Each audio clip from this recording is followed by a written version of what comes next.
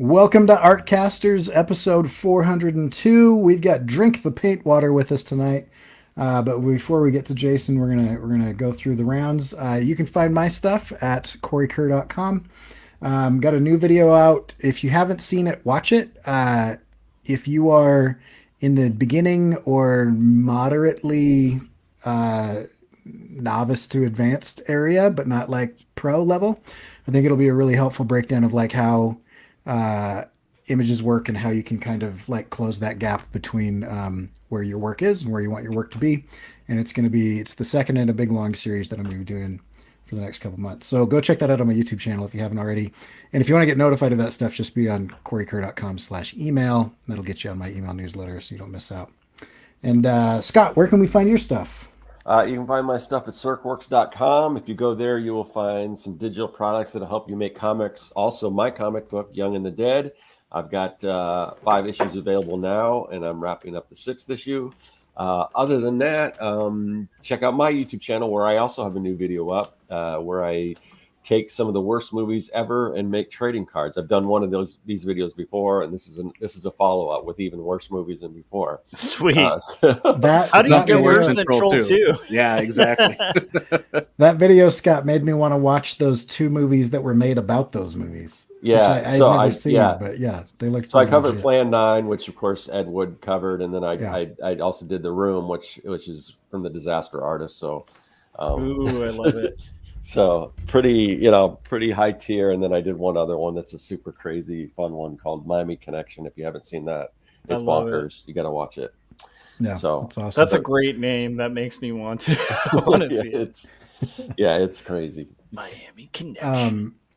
Josh, where can we find what you're doing, what you're working on, and the books you've already finished?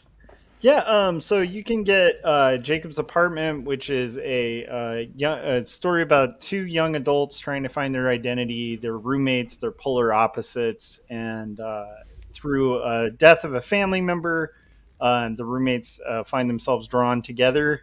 And as they both are challenged and drawn together in life, they start having overlap where dreams and reality start interweaving. So it's kind of like Eternal Sunshine for the Spotless Mind meets Ghost World. If you're into both of those things, you'd probably like the flavor of this book. It's a doomed romance called Jacob's Apartment, which you can get everywhere. And then 2 stories, which is my autobiographical comic about faith and mental illness. Both of those are available today, so order them because indie comics need your support. And then aside from that, if you're curious about my art, I'm planning on streaming a little more consistently. I'm working on roughs and working on comics quite often on stream, and I'm thinking about adding a little bit like I restored an old classic vintage Yamaha Red Label and learned how to refret it and stuff like that. And I realized what a dumb person I am. That would have been a cool YouTube video. So I have a little like strange off-label classical guitar that I got today. I ordered for like $6. It's like an old vintage weird guitar, and it needs a lot of work. And I plan on working on that and restoring it, and maybe I'll film some video of it so you guys can see what it's like to like remove frets from a guitar without totally destroying it, cut a new nut, all that fun stuff. So anyhow, if you like that stuff, follow me, Joshua Kimball on YouTube. Yeah, I had to give my wife a sleeve tattoo last night because her play's opening tonight, and she like it mentions, and so I drew this big giant like Japanese thing up her arm, and I was like, why am I not time lapsing this? Like, why did I film this at that? You have to do that every night she performs? No, so we're trying out Inkbox. Have you ever heard of Inkbox? Is that where you design a temporary tattoo and so you can do that. I can't remember which one's the dermis and which one's the epidermis, but the one that's on top, it dyes that, but it doesn't touch the one that's underneath. So tattoos, they go and dye the one that's underneath. So this lasts for like 2 weeks.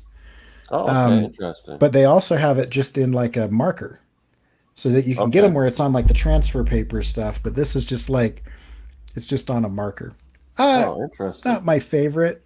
all the reviews out there are really positive, so I'm thinking that they must have been paid placements because it wasn't great, but it was fine. You know, for community theater, most people are going to see it from 30 feet away. It'll be okay, but Yeah.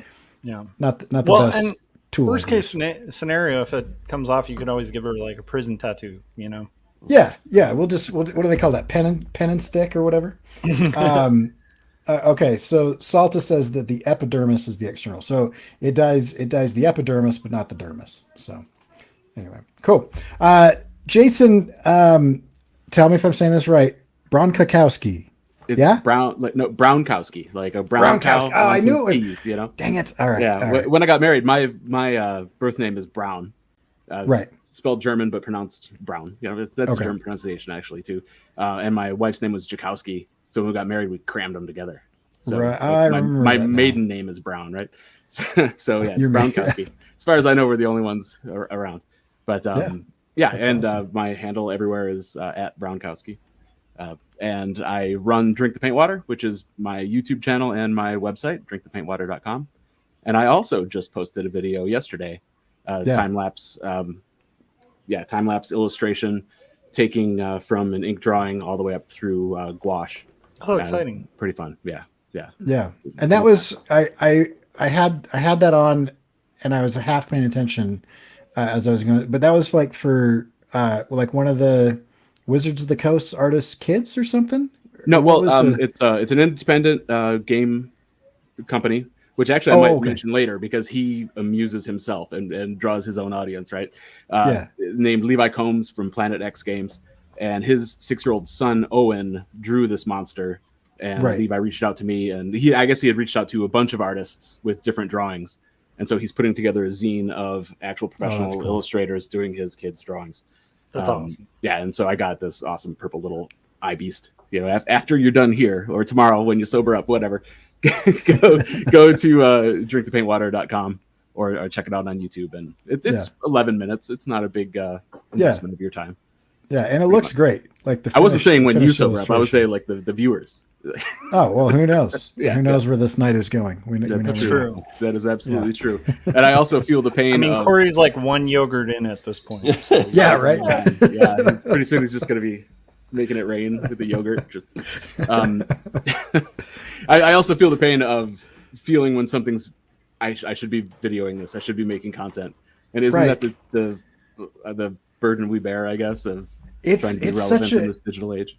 Yeah, it's such a weird balance of like, sometimes I just want to like experience life and just be present in the moment. And then other times I'm like, I really liked that moment. Like, I kind of wish other people could have joined me in that moment. I don't know. But I feel like right now in my life, it would just be, you know, like 5 videos a week of like, the sauna's hot and it's awesome. So I don't know. Right. Absolutely. See, I have kind of the other way where I'm like, I want to draw something, but I don't feel like doing a dang video of it, so I just don't draw it at all either, you know, and that's terrible. But. Yeah, or you get like really invested in a really cool podcast or story, and you're like, I kind of want to just listen to this while I draw, you know? Yeah, absolutely. Most of mine have voiceovers. I'm usually watching like true crime garbage on my iPad. My wife while got I'm me drawing, really addicted to that, and so now I watch a lot of that too. Right on. I love that comment from Susie. Thanks, Susie. It's my friend. Yeah. Thanks for jumping in, Susie. Okay, so Jason, tell us. So you gave me a list of topics, and I thought they were all great. But there was one where I was like, this feels like quintessential Jason to me. It also feels like what I'm trying to shift into this year a little bit. And so tell us kind of what you mean by kind of building an audience by entertaining yourself. Well, in the very simplest form, like you're not for everybody, right? So you're just going to be tilting at windmills the entire time if you're trying to please everyone. So just please yourself, and people will pick up on that. Probably my most popular pieces are things where I was just goofing around, you know, just little notes that I was taking during work meetings, or by far my most popular piece is a painting that I had knocked out while I was waiting for another one to dry, just because I had a canvas nearby, and it was just fun. I was just jamming with it, And I think that really comes through. People can pick up on that. And, you know, and I think that's true for all art forms. You know when a musician's having a good time, at least, yeah, I was thinking about people in the media that I think just do it for themselves or mostly do it for themselves. Right. And like Tom Waits, I love Tom Waits, but there's no Yes. way some studio, stuffed shirt is telling him, no, we need more ship's bell in that, clang, clang. Yeah. Just don't. Could you get your voice deeper and more droney and depressing? Let's do it. Yeah, exactly. You smoke a couple more cigarettes, right? Yeah. But I absolutely love him, and he's just so genuine to his passion and to his art. I think maybe to a lesser degree Quentin Tarantino, right? He's making the movies that he wants to make. I'm sure there's some kind of a money overlord that's maybe changes some things, but he's making the self-indulgent stories that he wants to make. Yeah. That's like I heard shoot, I'm gonna forget who this was, but it might have been George Lucas. It was somebody. It wasn't George Lucas, but it was somebody saying like, I love like indie stuff, and somebody was like, yeah, give me some examples, and he's like the Coen brothers, and they were like, that's not indie. They're like, dude, that's as indie as it comes. Those guys do not care like what people think. They don't take advice from anybody, and their projects are almost not funded every time. Like, because they don't want to play the game. But like most of what they make, is like killer, at least it reaches like cult status. And it's funny because you wouldn't think of them as indie, but apparently the way that they operate is kind of just like, we're going to do what we want, and you're going to get out of our way, get on board, or leave, but that's it, Yeah. So yeah, that's kind of fun. Yeah. I spent all of last year, making whatever I wanted, and commercially it was probably one of the worst years I've had. From an artistic standpoint, my animation I did okay on the side, like financially, but like no one wanted any of that stuff. But I loved it. I had a great time making it, and it was really fun. And I don't know. Anyway, I feel the same with what I'm doing now. Yeah. I think you're in it, Scott. Like just that wonderful, that horribly wonderful nostalgia. Yeah, I think I'm just going to wait it out because I've got some plans and stuff, but it's just like so far. I mean, it's just like every single video I put out gets less views than the one before. It's like I like what is going. I like my YouTube is just like the metrics have just took a nosedive. but I wasn't. I did what I needed to do before, so it's like, well, I can't really go back to that. At least not. I mean, not to say that I won't ever have comic content again, but I don't know. I'm having fun doing what I'm doing, and I think I still think if I stick it out, I think people will. I think once people discover it, and that's the main thing, is the discoverability. People just have to know it's out there, because absolutely, and not relying on YouTube's algorithm. It goes against the principles of the algorithm. Like the algorithm wants you to answer specific questions. That's how you build an audience. Mm-hmm. Yeah, but I don't want to instruct. Even as a viewer of YouTube, I mean, I switched over to start because I used to only watch YouTube videos while I was working, and now I switched over to watching like shows and stuff that I've already seen that I don't have to pay too much attention to, because the algorithm is just feeding me stuff that I really don't want, but it's like it's trying to train me to like the stuff, and I'm like, you know what? I don't like the stuff. I want to see more of like what I'm doing. I want to see more like process videos and things like that, and it's just not serving me that. It's serving me this sucks, or this is why Disney Star Wars sucks, or or political, all this other stuff that it's just like, I don't want that. I just want cool stuff, like watch people make cool stuff, and it's trying to train, the algorithm is trying to train me rather than learn from what I actually like. Well, Sure. One of the things that I often talk about is, the younger generation won't know this, but when all of us were kids and prior to this, what they called entertainment, they called it programming. Like It was television programming. It was radio programming. Like it was literally, they were like, people will feel this way at the end of this show. And so we'll put this other show on right after that so that we can like continue to manipulate the audience into giving us their eyeballs and attention so that we can sell them to our advertisers. Like, so I don't think you're that far off, Scott. They're literally programming. And I mean, there was a 4 hour long Senate hearing the other day where almost all of the attorneys general in the U.S. are going after social media right now to basically say you have destroyed the mental health of an entire generation.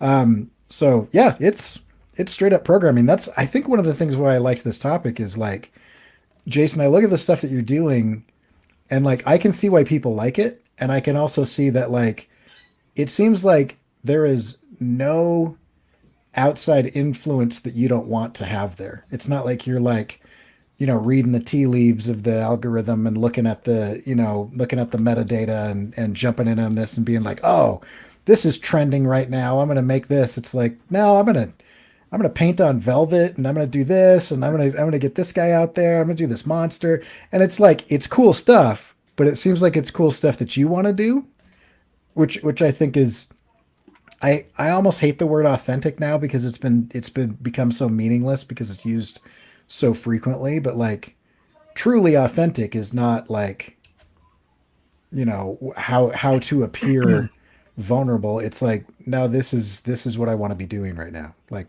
this is who I am. And that's what your channel feels like. I just like that.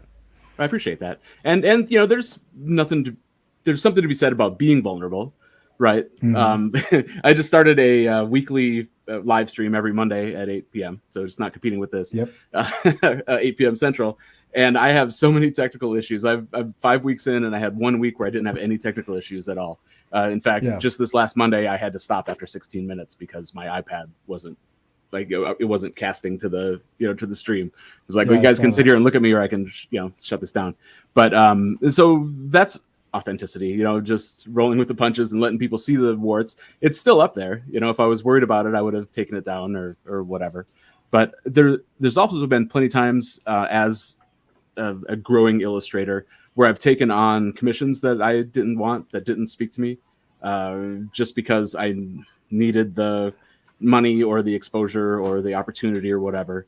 Sure. And I think I'm beyond that now too. I turn away probably about as many as I accept, just because if it doesn't speak to me, I don't want it. But I also have a very stable day job too, or my corporate sponsor, right? That's what we should call him. Our true patron. Right. So it's a long road to right to it's a long road to be able to be authentic, I guess, or maybe to mature in your pursuit of your artistic pursuit or whatever. Yeah. But it's, you know, it's great once you are able to get there.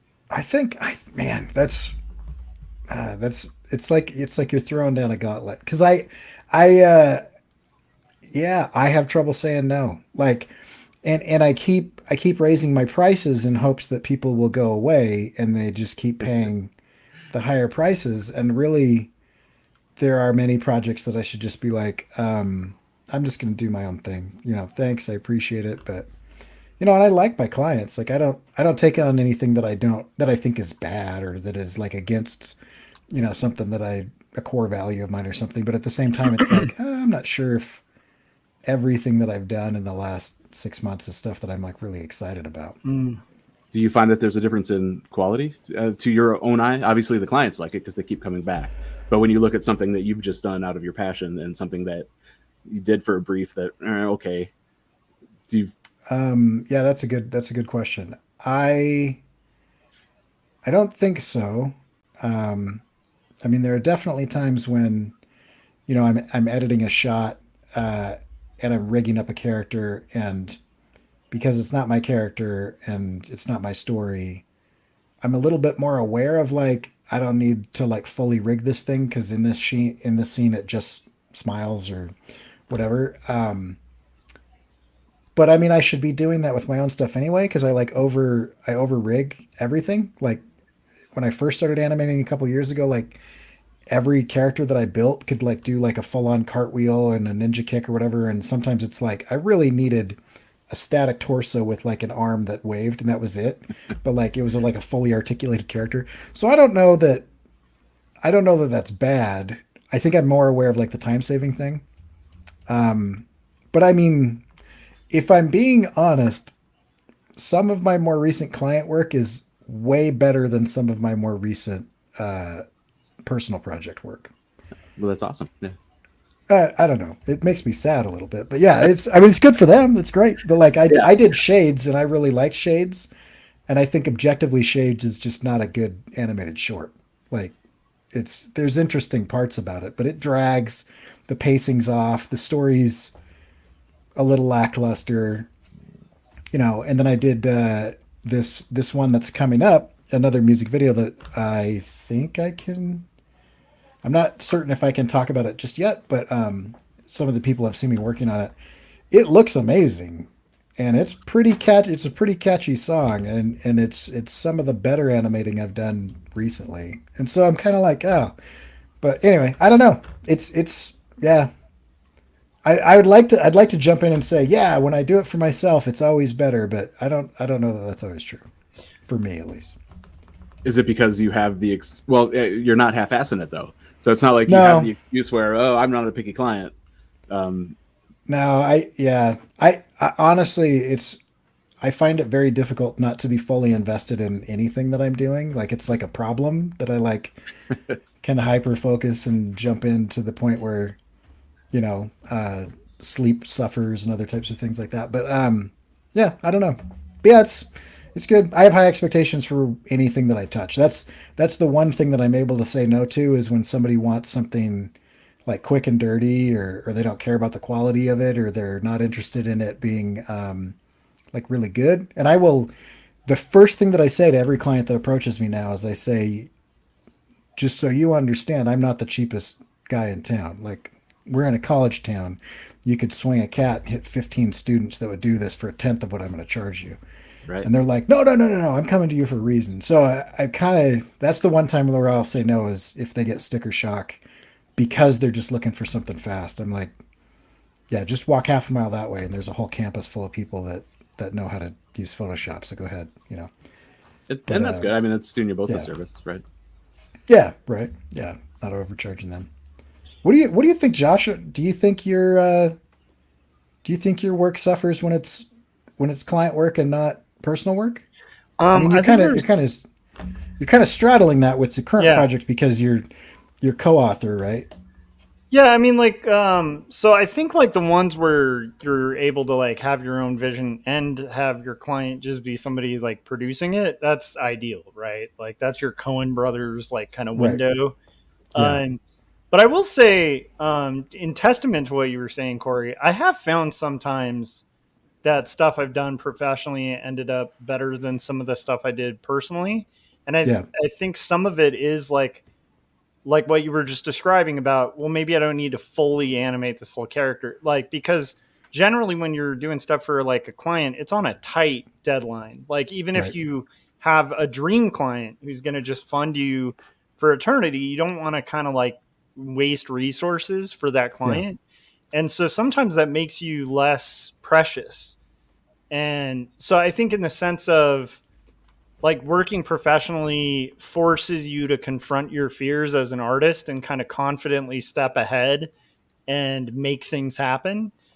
Really cool things happen that may not have happened with your own personal work. At least I've found that with some professional work. So there's for like, but the thing is, like, at the end of the day, I do think I spent a long time in my life as a commercial artist convincing myself that commercial art is truly art and that illustration and graphic design are art.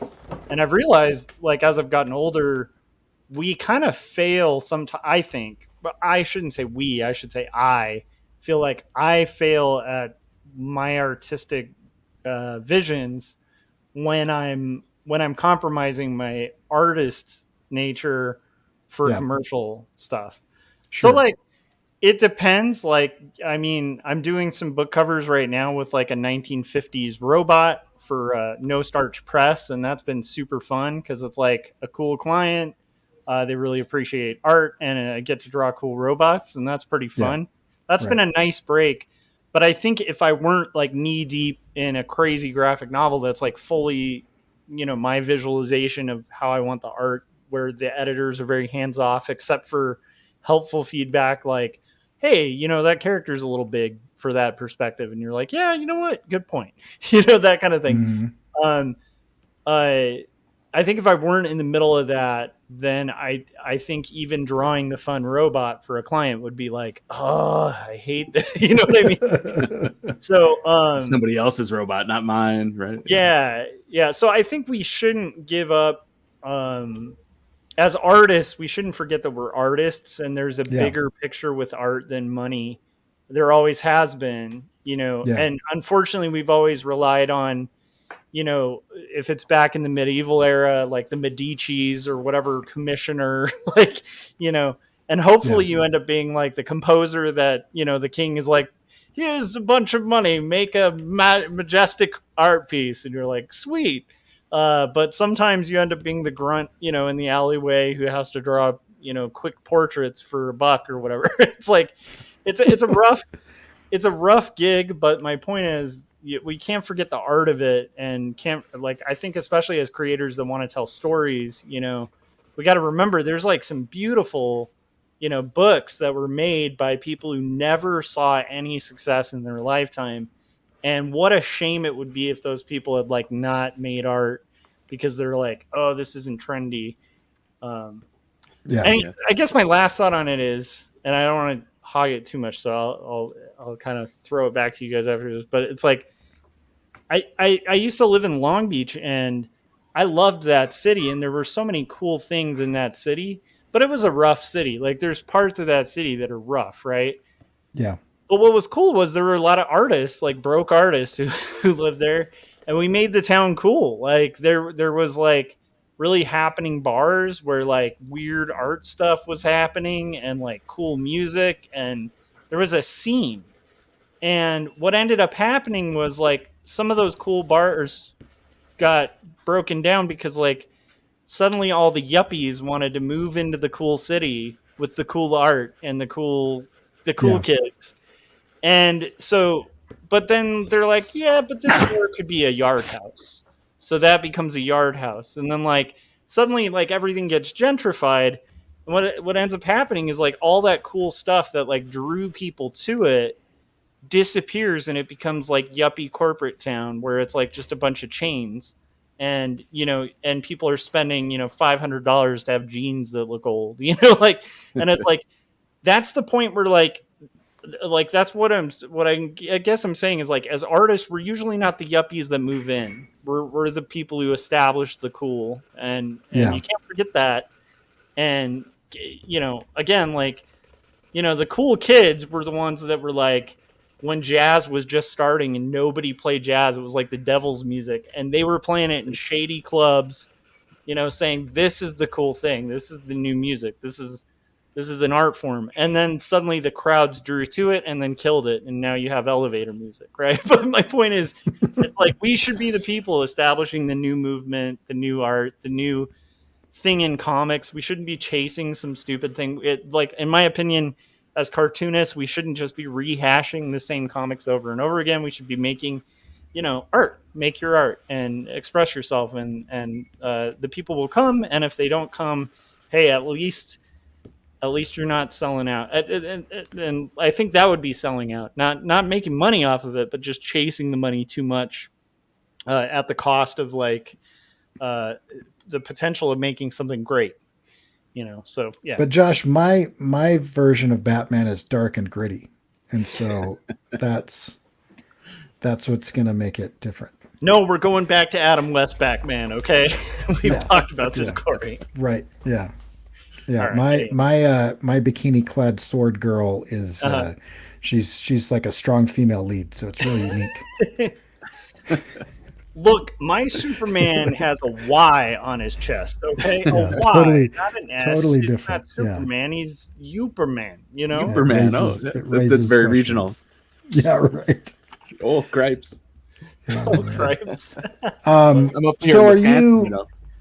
So Jason, where are you kind of in your audience building journey? I know you've got your corporate sponsor.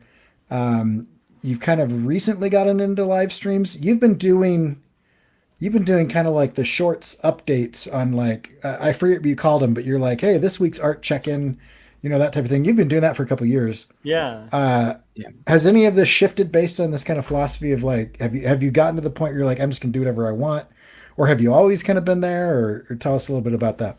I think the last time I was on, which was like 9 months ago or so, we talked about just doing whatever the hell you want, right? Yeah, And that was kind of where I was. And I was doing those side hustle scorecards, is what I was calling them, and it was basically just accountability for myself, so I can look back. And even if I was like, I didn't get anything done this week, I'm like, no, I got this, and this done. The small things build up, which is one of the topics that I suggested, right, for today. Yeah. But I've only like this last year maybe gotten serious about YouTube without going to the answering specific questions, right? Because I don't want to do that. That doesn't speak to me. And so this live stream that I've started is a project called ABCs of the Apocalypse. Nice. And I wanted it's an adult coloring book and every week is a different letter for 26 weeks. It was there was a YouTuber named Struthless, right? Cam Banks, I think maybe is his last name. I'm not sure. Some Australian guy, but he in September started this international, basically weekly challenge of artists and of all types, musicians, sculptors, painters, drawers, whatever, to do alphabetical series every week. And that started in September, but October is by far my busiest week of the year, busiest month of the year. So I did the first two and then was like, I can't do this. This is, I can't keep this up, right? So I scuttled it to the beginning of the year and thought, if I'm going to do this, I need the accountability of promising my audience that, hey, every Monday at 8 p.m., I'm going to be in this chair and I'm going to be drawing, come hell or high water, right? So at the end of 24 weeks, right, because I already had the first two done, at the end of 24 weeks, which is the first Monday in June, I'm going to have this coloring book that I can then show, and I'll lay it all out. I'll bind it. Luckily, I'm skilled enough to do that. I think you guys all fall into kind of the graphic design thing too. You could do that. You do that with yours, probably, Evie. Yeah. And then I'll sell it on my website and sell it on Amazon KDP or whatever. But it's a weekly thing just for accountability. So I stopped doing my weekly accountability check-in, mostly because I looked at my Instagram grid and it was all just my face. Like I was posting my little videos and not my art. And like people aren't coming here to hear what I'm doing. Some of them are. My mom watches, right? But but I wanted to put my art in there. So I've been focusing more on getting the art as a representation. But it's my art. It's whatever, Even if it's for a client, they chose me because of my kind of ooky, spooky, silly, I have my official elevator pitch. I'm rambling now, but whatever. My official elevator pitch is I make weird and whimsical art with a dash of dark humor. If I just could distill it down to that. And so if they're looking for that, they hire me. If they don't, whatever, they hire somebody else. It's good. And are you noticing with that shift? Because going from like a vlogging situation to more of just like, I'm just going to kind of lean in and make this stuff. Have you noticed a shift in engagement or followers or an uptick in client work or?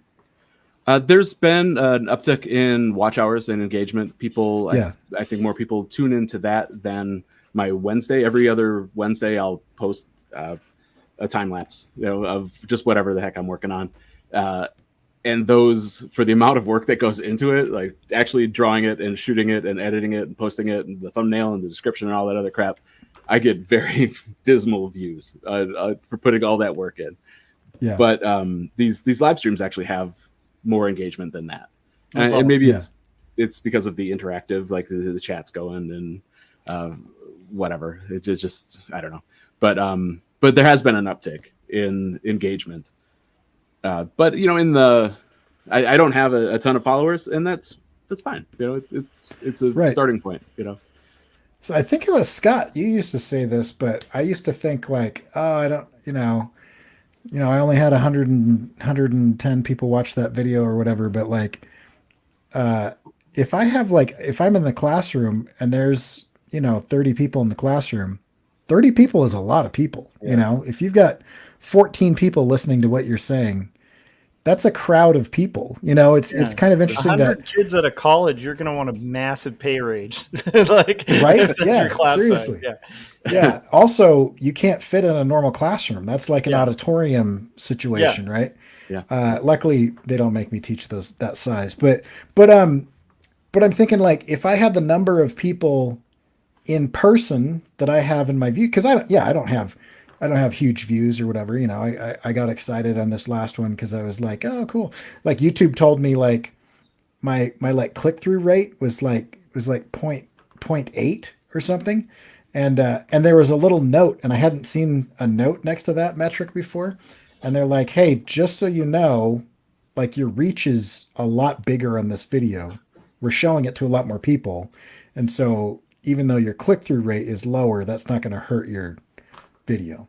And I'm like, I don't really make videos for the views, or I'd be doing, fan art and, whatever else. But, You won't stabbing believe myself. what happens at the end of this video. Watch me try to paint naked Wonder Woman with my feet while I juggle, or what, like all this stupid challenge garbage.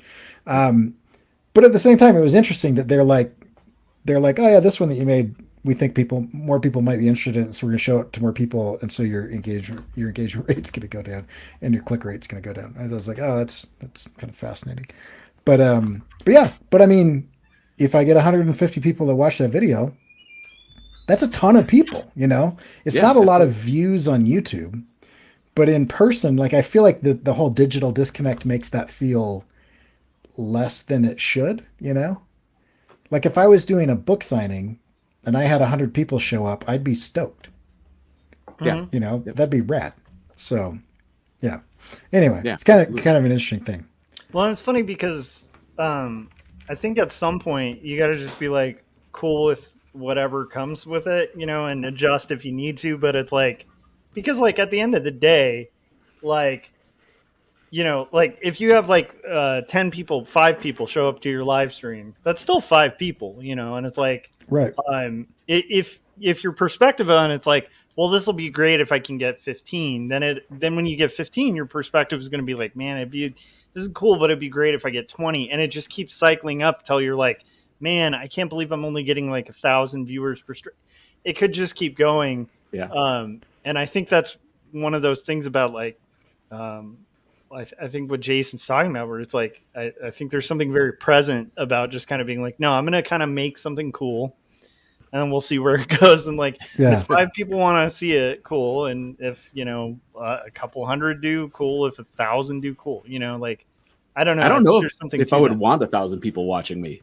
Yeah, that's a little nerve-wracking. Live, I'd be nervous. I'd be nervous that something was going wrong in the chat, and I'm multitasking anyway. But all of a sudden, Nazis find your chat and they're all excited about it, and you can't moderate because there's too many people.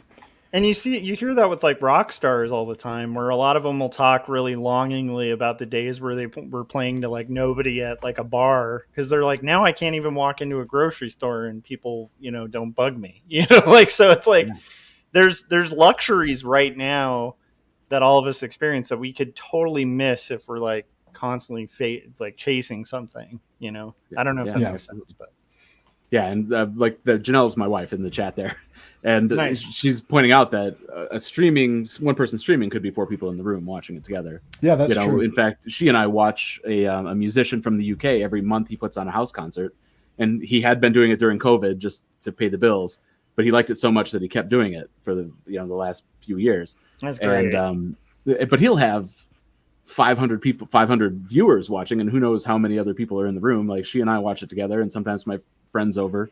But even he gets distracted then by the chat. Like, his art kind of suffers a little bit. I really love it. I really enjoy it. But he finds himself like reading stuff like, no, I got to focus. I got to play. I'll read all these later. So it's a trade-off, but he's being authentic and vulnerable in that moment, right? I love it. Yeah, it's interesting. Yeah, I wonder, Josh.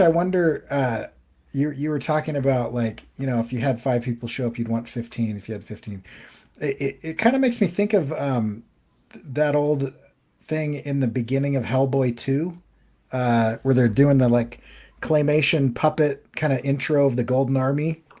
I don't know if this is a deep cut for everybody else, but anyway, at the beginning, like he says, man was formed. So they talk about the elves and they talk about the, the goblins and all these different kind of fae, and then they're like, and then man came along, but man was built with a hole in his heart that that could never be filled.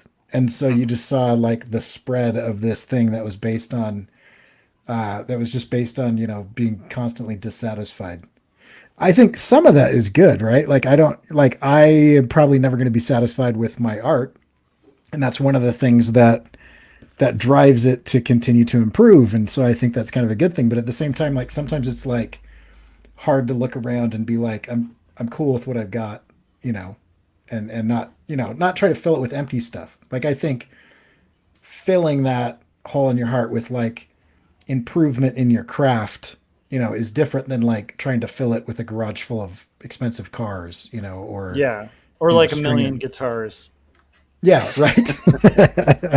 Now, Josh, when you do your guitar time lapses or your guitar things, are you going to make a new channel for that, or is that going to confuse the almighty algorithm? I don't care. I just throw what I want on my channel. But I mean, I think I'm the least successful of all of our channels. So I mean, take that with a grain of salt. But you're having a good time doing it.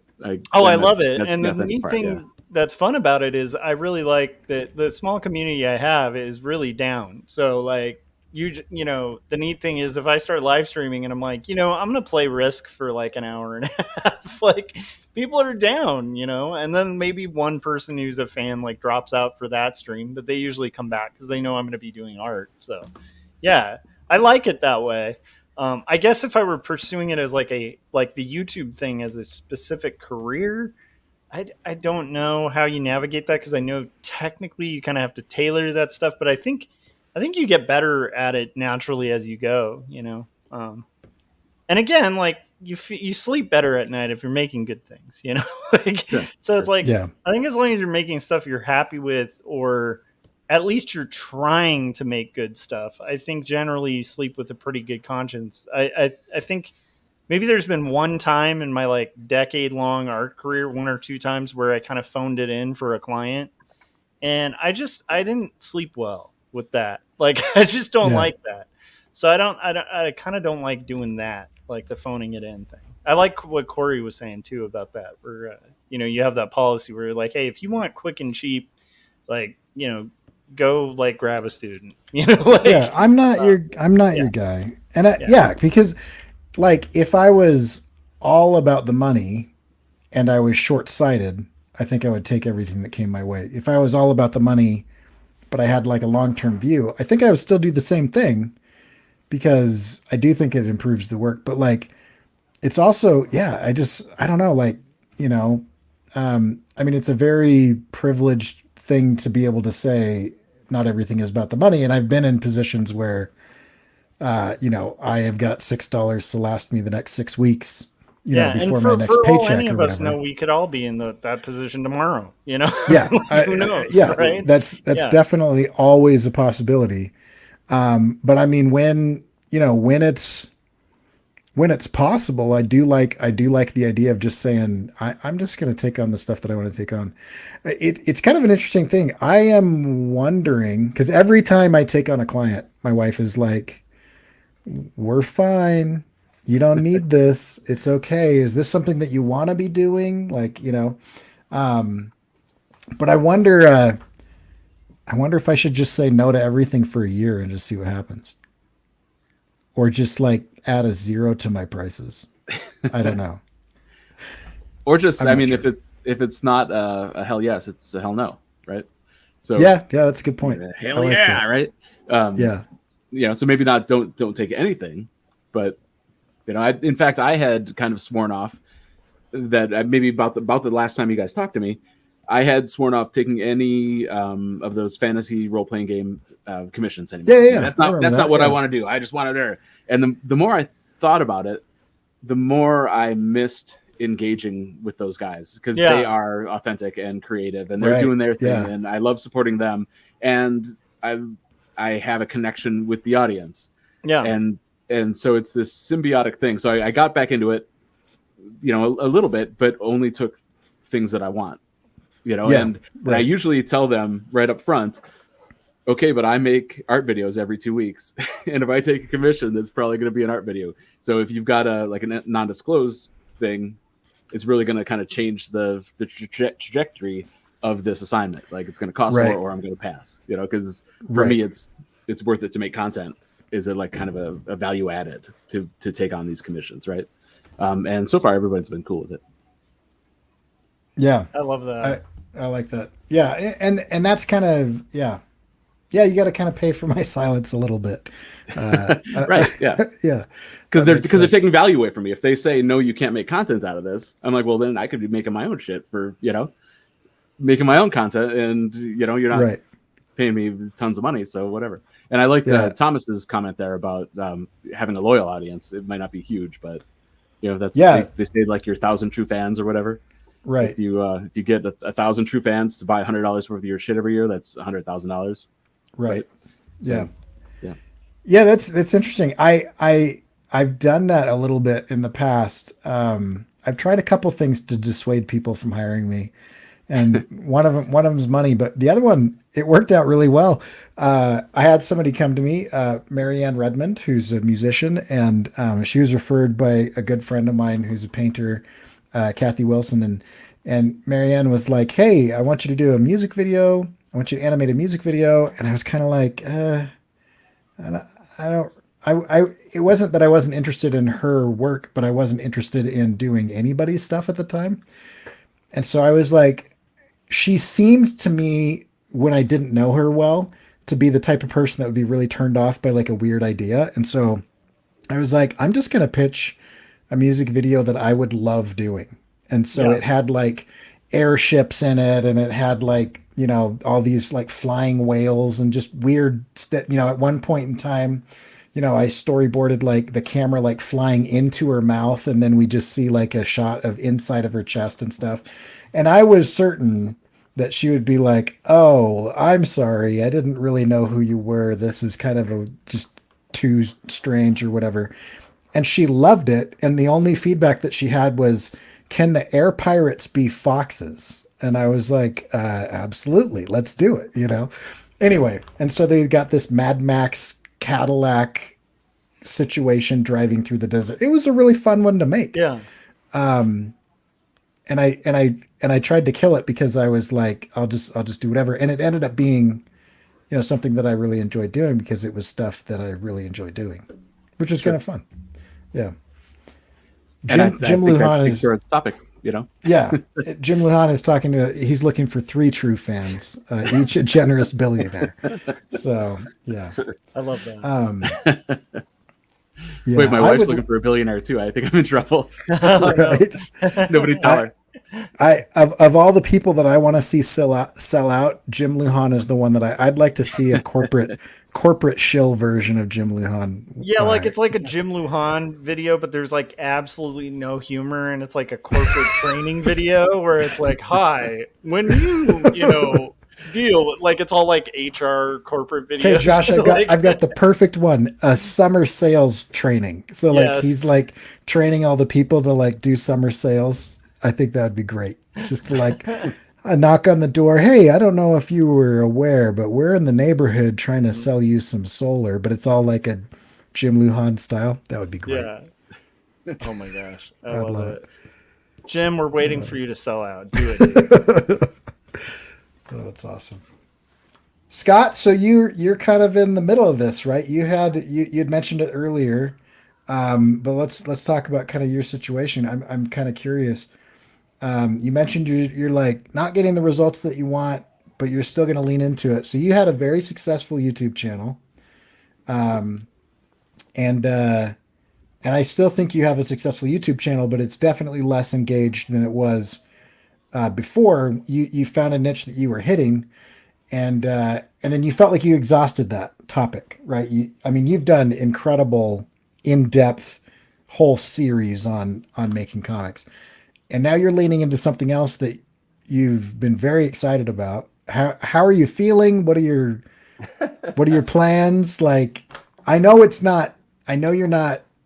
I know you're happy with the content and not happy with the results, but Yeah, what so are you thinking? it's weird because I mean, there's the the content I'm doing now. It's I decide it just I don't know how it germinated or whatever, but it's just like this embodies everything I like to do because I wanted to have more polished videos, more editing and stuff, um, because I like making videos. Yeah, And before it was just turning on the camera and talking, which you know around it, I create a little bit of an outline, but that was basically it. So I'm like, oh, I'm gonna put a lot into it, and I did a ton of research and stuff, and everything was saying, oh, you got to improve the quality of your videos and do all this stuff and structure it for engagement and kind of faster pace, doing all that stuff, and I don't know. It's just like everything that was laid out for me that I was being told to do, I did, and it just that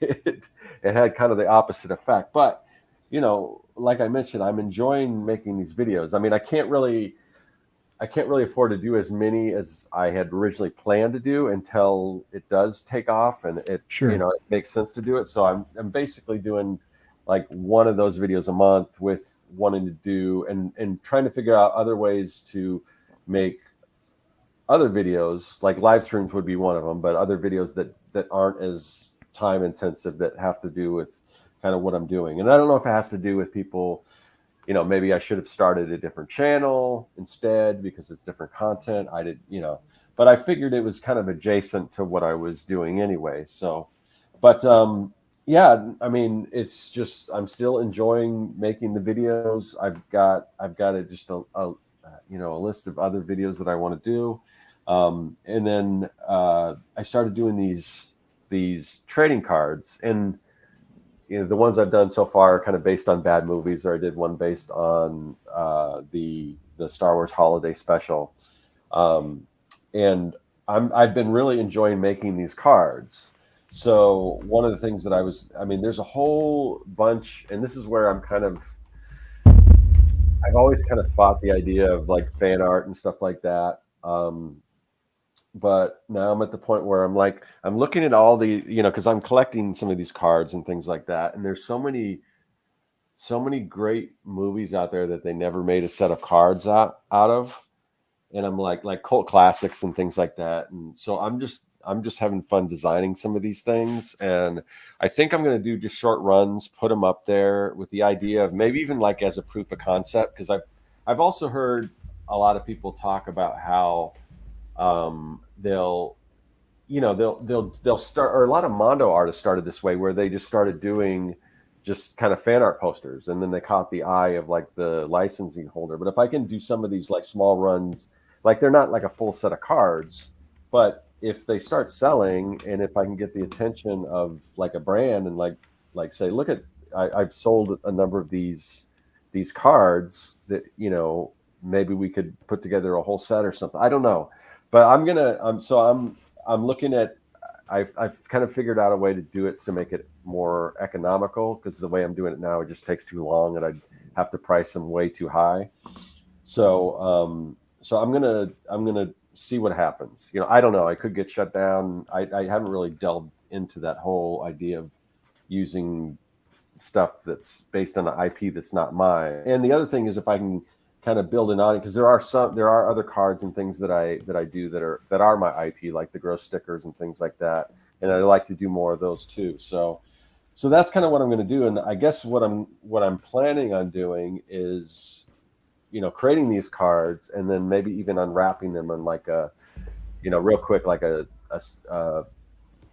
reel or whatever you call them, just on Instagram, or and say, this is, and just open them up like they're actual cards and say, I've got a few of these on my website, check them out. And if they start to sell, I was gonna, when I ship stuff out like that, because hopefully I'm tapping into that audience that's into this nostalgia and stuff for all these old things, and then put an ad out there, or if those start gaining attention,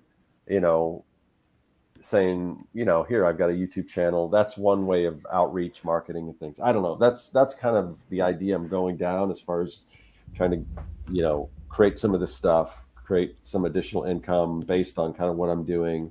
And then there's other things that besides the cards that I want to do, like maybe like color forms. Like I want to do one that's like a color form set, but have it like giant monsters versus robots and things like that. And maybe I'm able to create little color form sets or something. I don't know. It could be anything, but start with the trading cards and then branch off into what other kind of nostalgic things can create, put them in my store and see how they do. And then if I can build an audience doing that, that's another way to do it. And also reaching out to other people, other channels and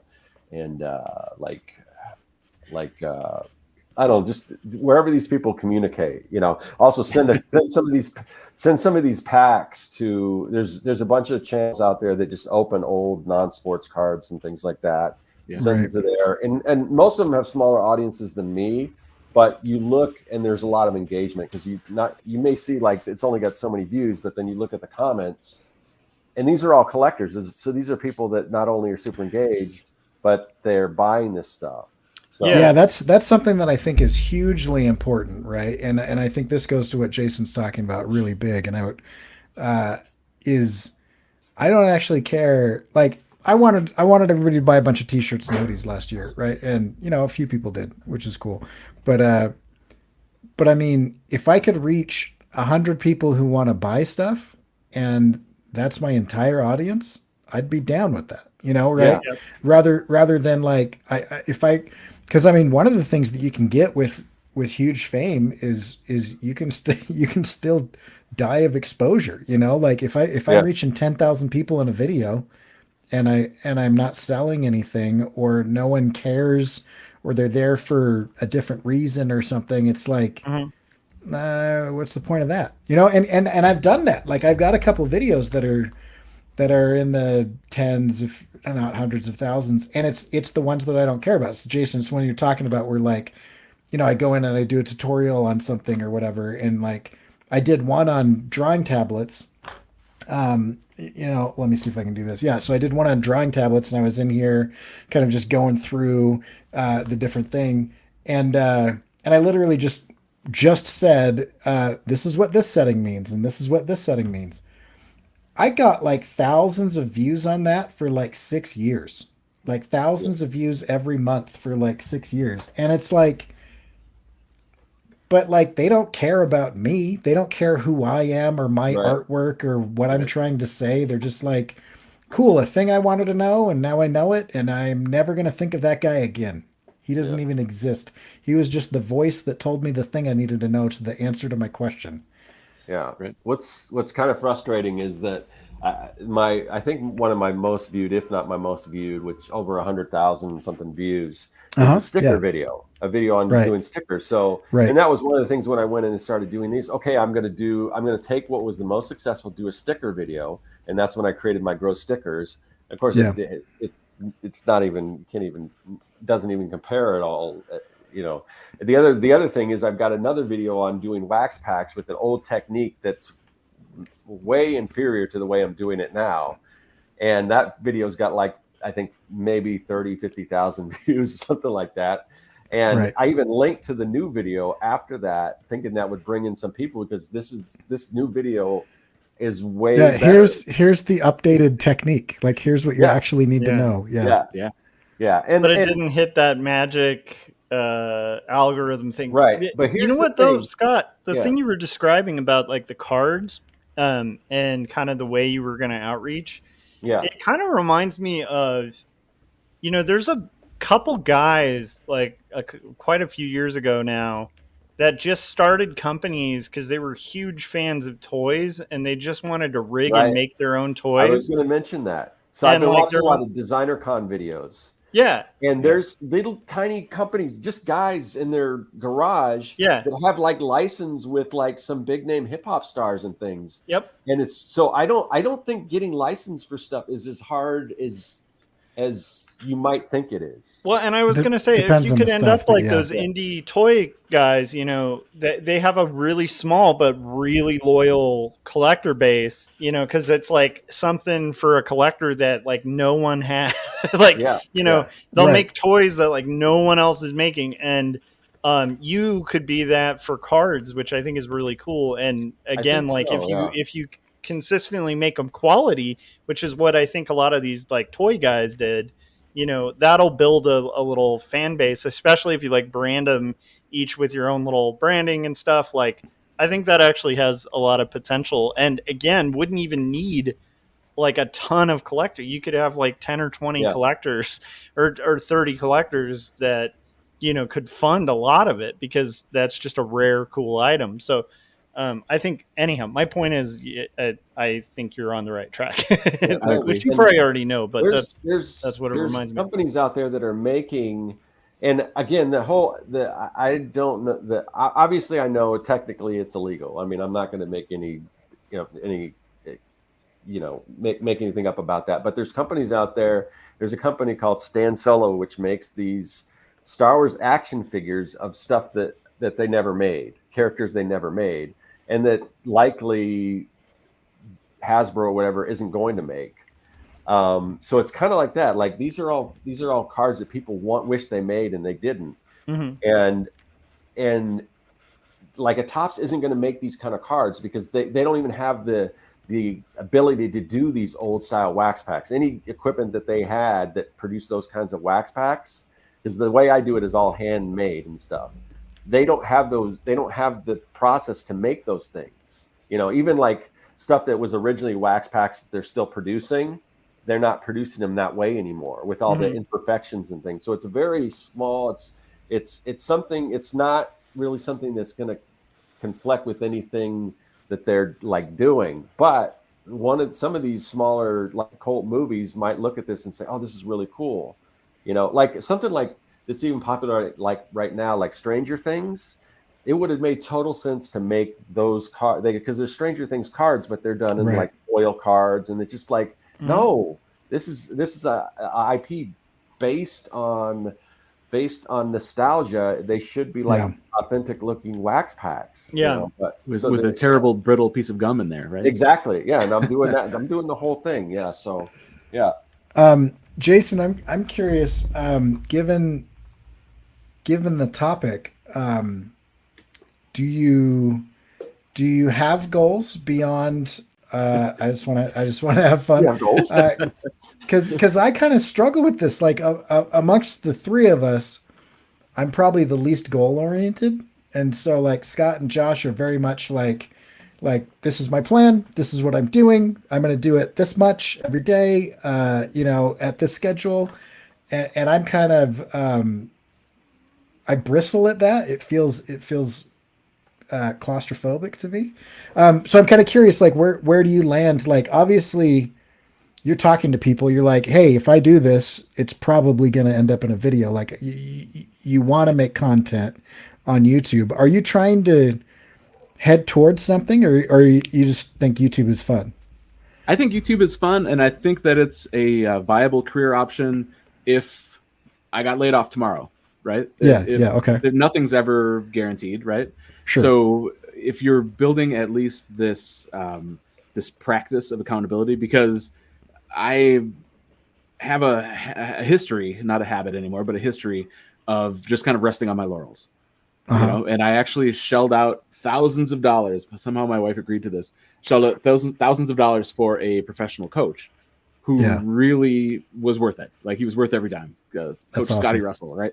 He does a lot of crypto stuff that I'm not into now, but also, you know, just as far as he's an artist too, he's an illustrator, and just kind of giving me habits that I could carry forward. That's where I got the if it's not a hell yes, it's a hell no, right?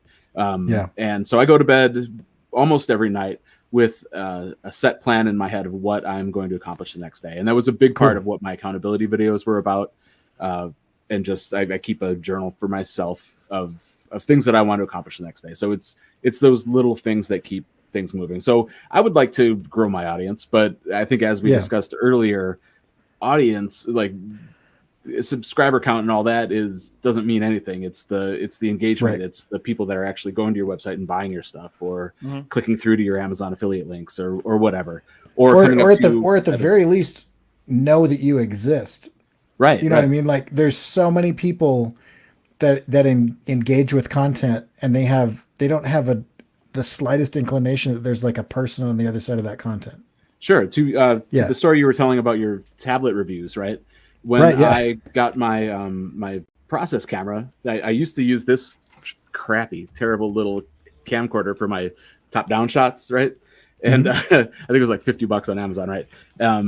And I just wasn't satisfied with the quality of anything about it, right?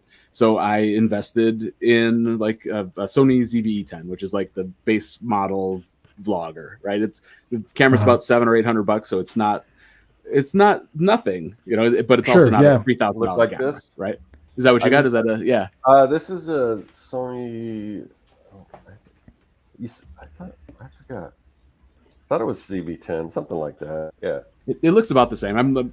Mine's right here. Oh wow, yours is all tricked out. You got lenses on there. Yeah. It makes me look Swedish. I don't know what that means. But when I was researching cameras, because it's not a small investment for me. That's good money. There was a guy named Evan Lindy who was doing a review on it, and after I made the purchase, I stayed subscribed to his channel just because I really enjoy his videos, and they're just basically vlog. It's like he's a Canadian, so it's him going to Tim Hortons and then walking in the woods for a while. And every once in a while he'll bring up the camera, and I think that feeds the algorithm so that people looking for ZV-E10s get to his videos. Sure. But I'm invested in him as a person. Like I watch his videos. I usually have them gone when I'm working or whatever. So that, you know, that's a personal, like a parasocial relationship. Parasocial relationship, Evan, right? But I think that kind of thing matters. And I'll have people come up to me at my booths saying that they came to a certain convention hoping that I would be there, or they come every year to see what I have new for my prints and my things like that. And that you can't really put a price tag on that. No, that's rad. Yeah, that's awesome. Yeah, that's cool. I wonder if sometimes I haven't stuck with the same thing long enough to ever get to that point.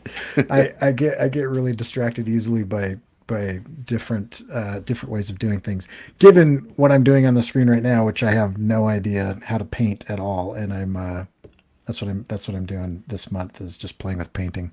But I kind of relate to that though too, Corey, because I think you and I have a similar personality in the sense of, actually, honestly, all of us probably have this, like as artists.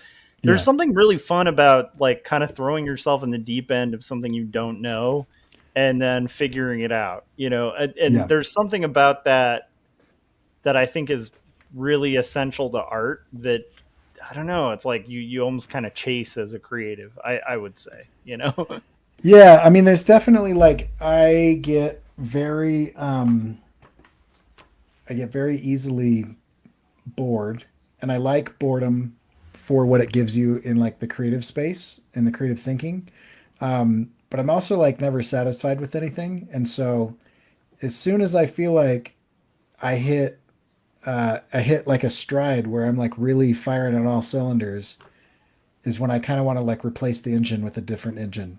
I'm gonna be like, all right, this one's dialed in, and now what's left but maintenance? You know, I built this engine. It runs perfectly. I can do this thing, you know, I can do this style of inking or, you know, whatever. And what am I going to just do that for the next 70 years? You know, that seems like hell. Like it literally seems like if you were to put somebody in one of Dante's circles, that it would be like, you get to just do this one thing for the rest of eternity.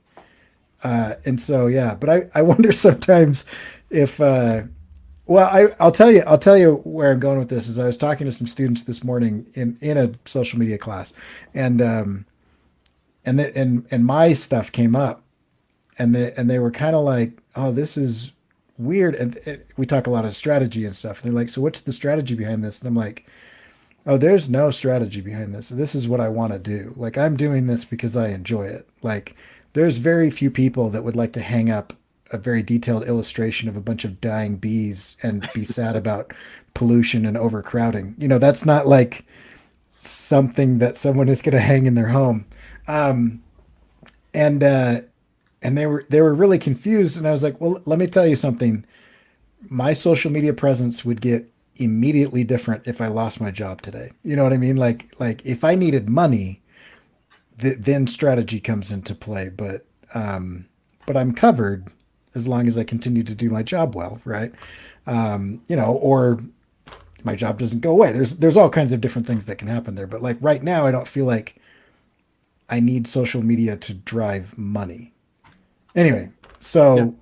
it's I would like to think that I wouldn't just like throw the baby out with the bathwater, and I would just make some minor tweaks to like bring in some income things or whatever. But I don't know. You never know until you face that. But But you're building skills in the meantime, though. definitely. Yeah. Yeah. Well, you've got it Yeah. nice and cushy. Yeah, and I mean, I've only been doing this current iteration of my life for about 12 years. And so I started drawing at, I guess, 11 years. So I started drawing at 32.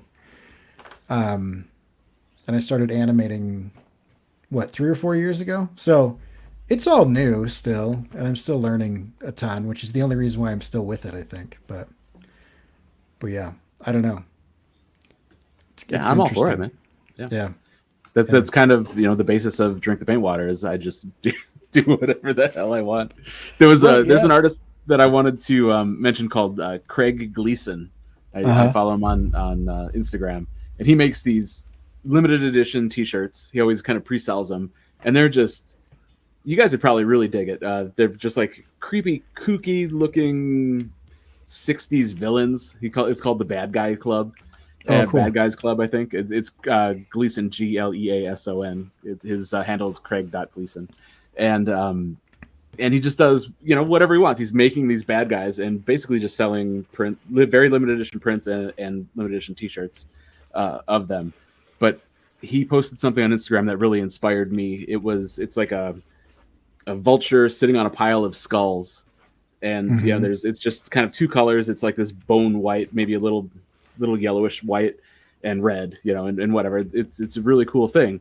But it inspired me to think, what if I took my black velvet and then just painted with bleach, kind of to like kind of knock out that yellowish color out of it? Or maybe it would be like a form of scratchboard. Remember scratchboard? Nice, but it kind of vintages the white too. Yeah, that's interesting. So that's coming up. Stay tuned. But it's just being able to screw around. That's not commercially viable, right? Yeah, right. But look how excited I am. I'm talking about it, and that's right. We're back to entertaining myself. Yeah, and hopefully people will tune into that and go, "Wow, hey, that's crazy. That's cool." Do another one. And again, let me buy that one or whatever. Like here's the thing. There's a whole world of people out there who are obsessed with like velvet Elvis paintings and velvet paintings and like the niche kitsch of that. And like, who know, like a good point of it is like, who knows if you're going to be the next, again, like jazz musician or whatever at the bar that's playing the cool new thing. And, by the time everybody catches on, you're already well into like a cool, you've built like a whole body of work, which is one of the nice things about kind of sticking with things is like, by the time it does catch on, if you have like a good body of work, it's sure. like, I'd like a good example was like Shag. Like when he was doing that stuff, it wasn't really that trendy. And then it just kind of exploded and the guy became like the next, Thomas Kincaid for a little bit there, which is insane. But it's like, but luckily when that did happen, he had like tons of paintings and work and stuff to kind of go, oh, you like this? Well, there's 10 albums or what, you know what I mean? I don't know.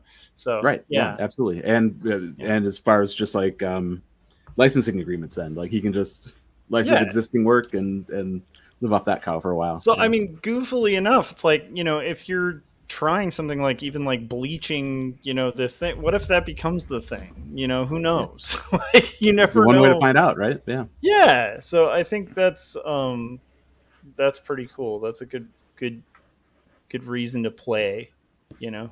Yeah. Yeah, I like that. That's cool. Well, we're close to 90 minutes here. Anybody else have anything pressing before we wrap here? I don't have anything pressing. I have Oh, I one don't know. pressing Yeah. thing. Okay. We need to play the intro for the outro because we yeah. missed the amazing Oh, Jim yeah. Lujan I'm not. and Scott Circlin intro. Okay, we'll do that on our way out. I forgot that was a thing. Yeah, that's awesome. Yeah, that's cool. So Jason, are you going for like are you looking for client work? Are you looking for product sales? Are you looking for like original art sales? Like if you could wave a magic wand, right, and everything turned out ideally, you're still making all the stuff that you want to make for you. What does that world look like on your YouTube channel or in your studio or whatever? Yeah, prints and originals, sales of prints and originals. I like to keep an affordable price point as far as prints go.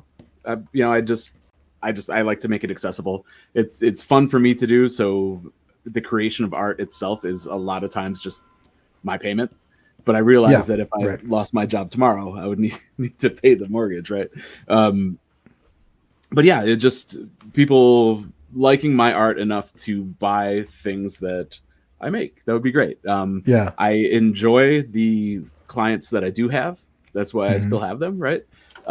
Right. And I'm not saying that I would say no to other clients. There's a guy that I haven't gotten a chance to work with yet, Brian Shutter. He makes a game called Neon Warlords of the Toxic Wasteland. Yeah, that's awesome. It's a role-playing game, but it is. In fact, every once in a while on their Discord, I'll send them one of Scott's videos because it just vibes in with that 80s nostalgia, so I'll drop his link to his videos in there every once in a while. I haven't gotten a chance to work with him, but I'm sure I will eventually in the future. But just doing stuff that I vibe with and having fun with it. If it's a chore, I just don't want to do it. Yeah, that's awesome. And prints are available and original art is available at drinkthepaintwater.com. That's a convenient. That's a convenient plug place. Yeah.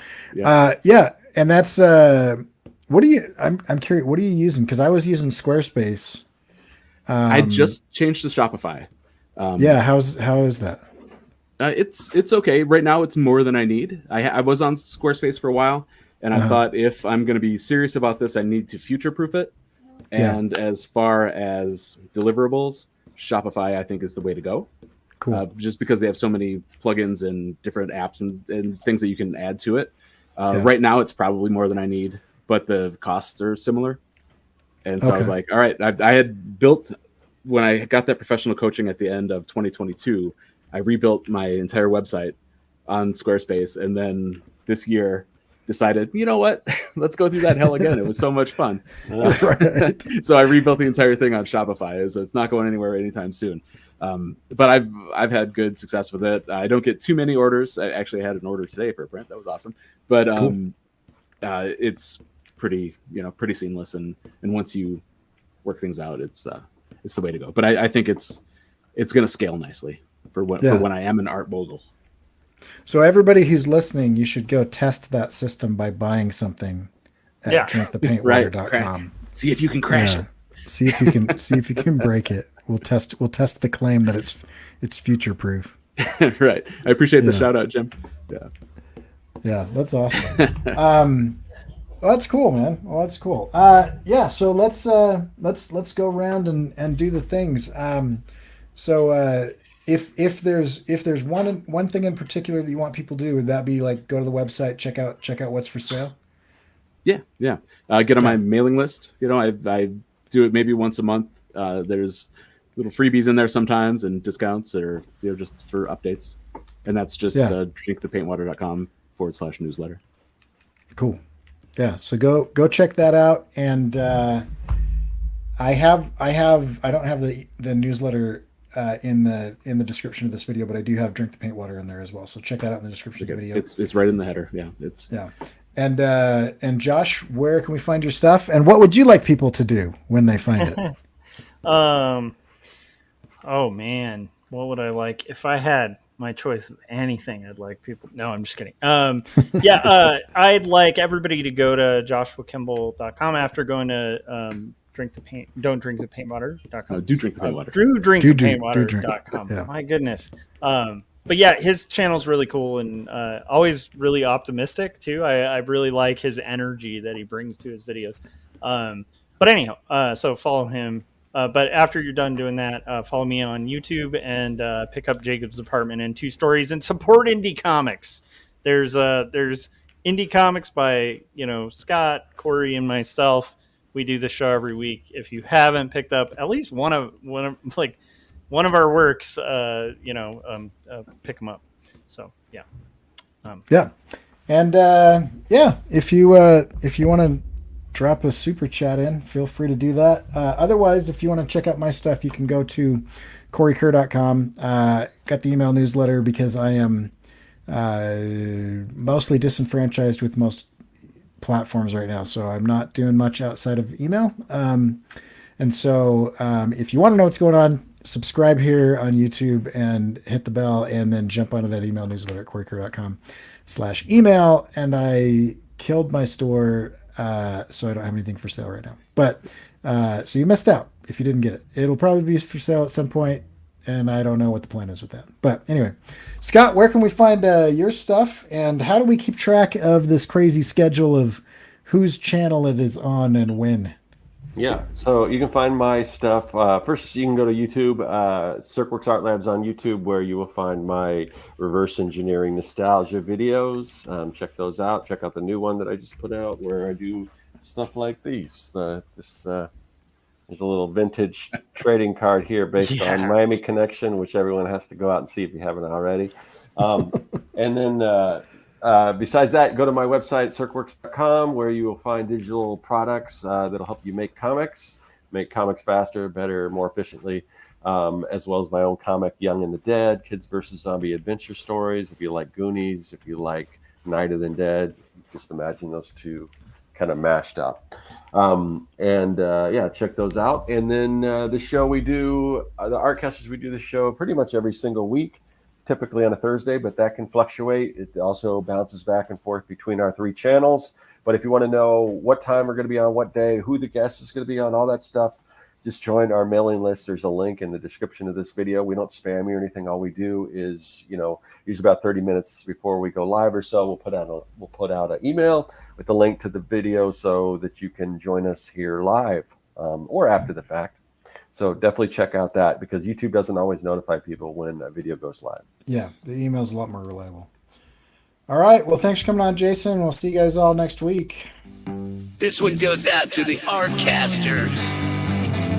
Ooh, Artcasters! I say you're guessing your spell, Artcasters. Guessing your spell. Ooh, you're gonna guess that spell. Strike a hell. Whoa! Ooh. Hi, hi, hi, hi, hi, hi.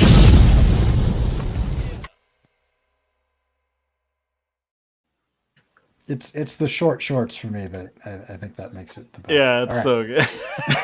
That's awesome. If anybody else wants to do an animated intro or outro for us, toss it our way. All right, we'll catch you guys next week.